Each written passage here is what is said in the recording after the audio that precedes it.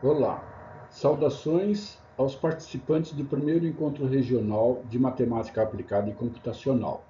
Meu nome é Reinaldo Takara Zopei, sou professor da Universidade Federal de Rondonópolis e também doutorando no programa de pós-graduação em Engenharia Elétrica da Unesp, na cidade de Ilha Solteira, em São Paulo. Eu e o Dr. Marcos André de Jesus Delgado, também professor da Universidade Federal de Rondonópolis, estamos desenvolvendo um trabalho relacionado com a aplicação de um algoritmo Branchambaum especializado na resolução de problemas em sistemas elétricos de potência.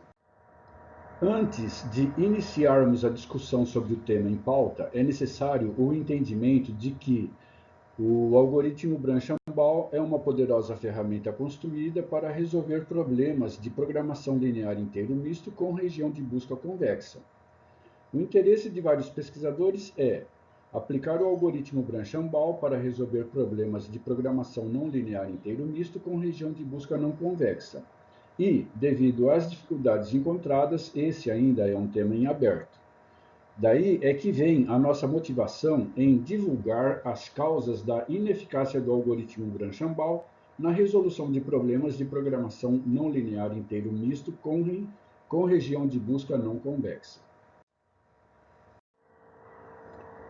O algoritmo Branchambaum é uma ferramenta eficiente para resolver problemas de programação linear inteiro misto, mas, quando utilizado para resolver problemas de programação não linear inteiro misto com região de busca não convexa, ele perde essa eficiência. Vamos verificar isso através da análise da resolução de um problema de programação não linear inteiro, que estrategicamente foi escolhido ser de apenas duas variáveis para facilitar a compreensão do objetivo que queremos alcançar. O problema de programação não linear inteiro escolhido solicita que seja minimizada a função objetivo dada por v é igual a x1 mais 6x2, sujeita a 4 restrições, sendo que as 3 primeiras regiões elas determinam as fronteiras da região de busca classificada como não convexa. X1 e x2 inteiros é a restrição que torna o PNLI um inteiro. Se essa restrição for retirada, o PNLI se torna apenas um PNL. E esse é o passo inicial que o algoritmo Branchambaum efetua para iniciar o processo de busca da solução desejada. Esse PNL inicial ele é o denominado P0, que foi obtido relaxando a integralidade do PNLI, e os solvers Kinitro e iPopt foram utilizadas como ferramenta de auxílio pelo algoritmo Branchambaum, justamente para resolver apenas os problemas de programação não linear que surgem durante a evolução do algoritmo Branchambaum. O quadro a seguir apresenta as soluções obtidas na resolução deste problema de programação não linear inteiro em 4 casos possíveis, para mostrar que o desfecho obtido independe do solver utilizado ou da variável de divisão escolhida. Então, o algoritmo Branchambaum, utilizando o solver Kinitro, resolveu o PNL P0 e encontrou essa solução. Sendo que x1 e x2 não são números inteiros, então eles não servem como resposta para o problema de PNLI original.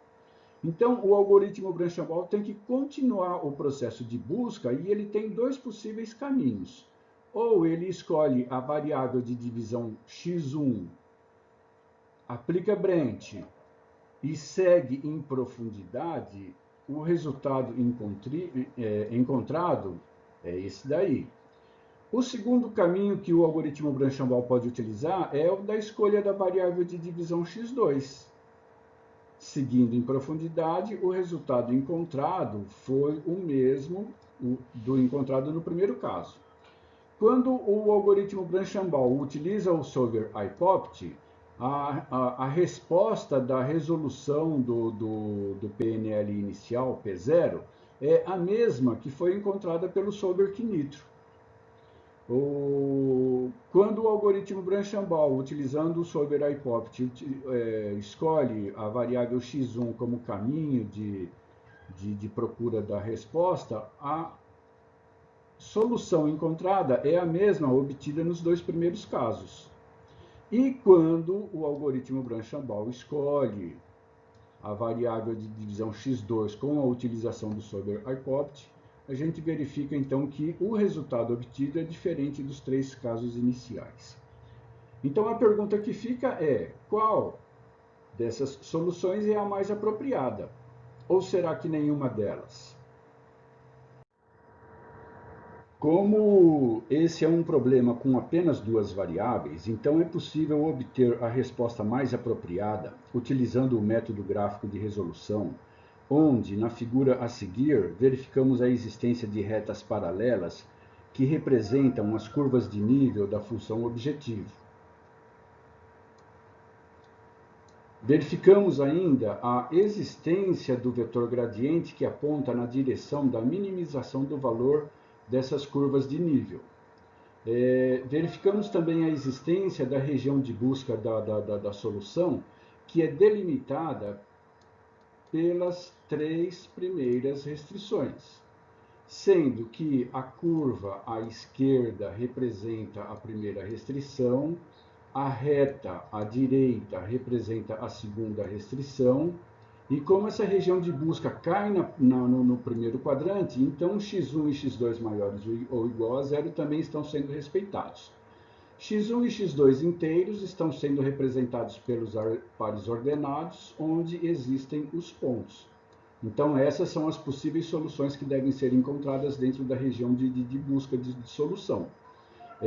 Como esse problema é de minimização, então fica fácil a gente verificar que a resposta, que a solução global é a que se encontra na posição de x1 igual a 4 e x2 igual a 2.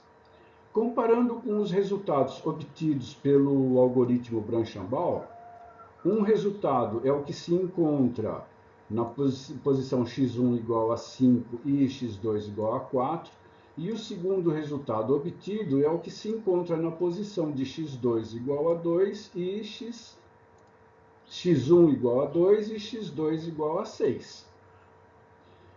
Esses resultados obtidos pelo algoritmo Branchambault, eles são pontos ótimos locais, porém estão longe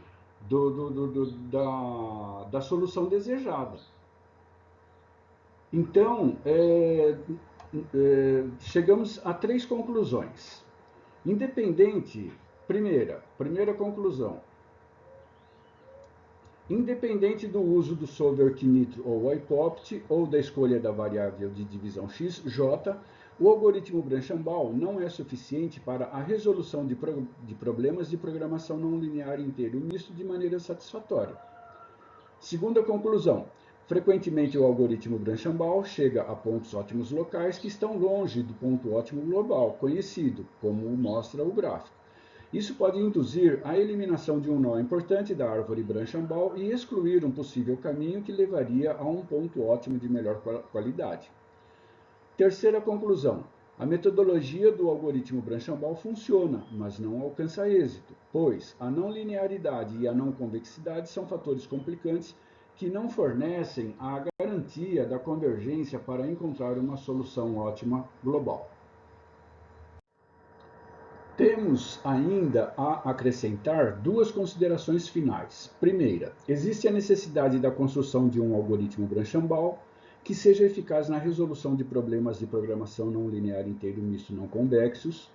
Para isso é necessário estabelecer estratégias para abordar vários temas, sendo que os principais são: como tratar a não linearidade e a não convexidade do problema, como definir a escolha da variável de divisão no passo Brent, para a separação dos subproblemas, Como definir os critérios que devem ser utilizados no passo bond para eliminar um subproblema, como definir a escolha do próximo subproblema a ser resolvido, entre outros. Segunda consideração final. Alguns autores, como Rieder, em 2006, Delgado e Rieder, em 2014, e Delgado, Pourakbari Kasmei e Rieder, em 2013 e 2017, desenvolveram um algoritmo Branchambault especializado para problemas específicos de natureza não linear e não convexos, com aplicação em sistemas elétricos de potência. Alguns ajustes ainda podem ser efetuados e é nisso que eu e o professor Dr. Marcos André de Jesus Delgado estamos trabalhando. Agradeço a atenção de vocês e com isso finalizo essa apresentação.